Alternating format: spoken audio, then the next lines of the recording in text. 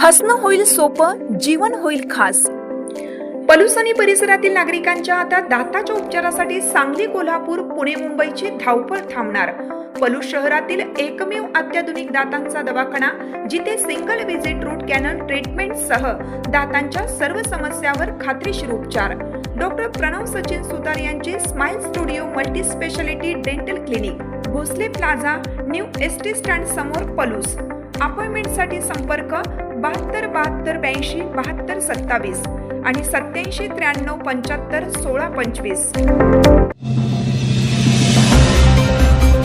गुरुवारचा तिसरा आठवडी बाजार भरण्यावर प्रशासन ठाम। निर्मला राशीनकर, शेतकरी व्यापाऱ्यांसोबत वादळी बैठक। पलूस शहराच्या वाढत्या लोकसंख्येचा विचार करता शहरात शनिवारी व मंगळवार व्यतिरिक्त गुरुवारी कृषी उत्पन्न बाजार समितीच्या रिकाम्या जागेवर तिसरा आठवडी बाजार भरणारच असल्याचे मुख्य अधिकारी निर्मला राशीनकर यमगर यांनी सांगितलं। व्यापारी, शेतकरी व नगरपालिका अधिकारी यांच्यात पार पडलेल्या बैठकीत जाहीर केलं।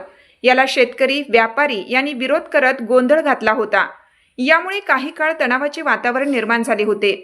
पलूस शहरात शनिवारी कुंडल वेस ते विठ्ठल मंदिर परिसर तर मंगळवारी बाजार मैदानावर असे 2 आठवडी बाजार भरतात। मात्र शहराची वाढती लोकवस्ती, लोकसंख्या व विस्तार याचा विचार करून शहरात सध्या भरत असलेला बाजाराव्यतिरिक्त तिसरा शेतकरी व व्यापारी यांच्याशी आम्ही समस्या सोडवण्यासाठी 2 बैठका घेतल्या, यावर उपाय सुचवले। मात्र काही लोक अडमुठी भूमिका घेत असतील तर कायदेशीर मार्ग वापरू, असं मत मुख्य अधिकारी निर्मला राशीनकर यमगर यांनी व्यक्त केले आहे।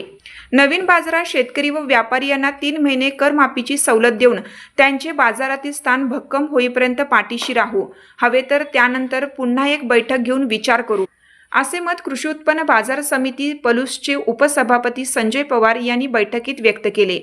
आठवडी बाजार हा बाजार समितीच्या रिकाम्या जागेवर भरवण्यासाठी प्रशासन व शेतकरी, व्यापारी यांची आज बैठक पार पडली।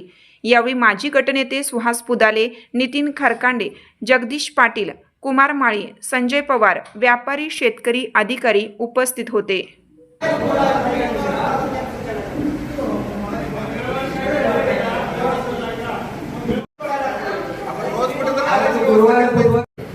गोष्टी जोपर्यंत आपल्या प्रेमाने चालू आहे, संवादाने चालू आहे, तोपर्यंत सुटतील असं माझं मत आहे आणि हे आमच्या सगळ्यांचं मत आहे। जेव्हा गोष्टी कायदेशीर व्हायला लागतील तेव्हा खूप अडचणीचं होईल, आम्हालाही होईल, तुम्हालाही होईल। तेव्हा ते सॉल्व्ह करणं खूप अवघड जातं। समजतंय का काय बोलतोय?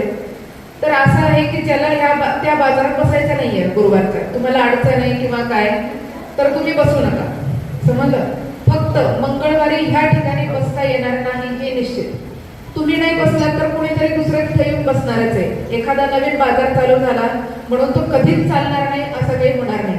फार फार तर 2 आठवडे जातील, 3 आठवडे जातील, पण बाजार सुरळीत चालू होईल।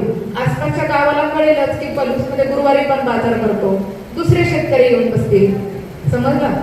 त्याच्यामुळे ह्या गोष्टीवर कुणी अडून राहू नका की आम्ही इथंच बसणार नाही, आम्ही तिथेच बसणार नाही, किंवा ह्या लोकांना तिथं न्या, किंवा मग हा मंगळवारचा बाजार तिथं भरवा, हे पर्याय मांडणेच नाहीये।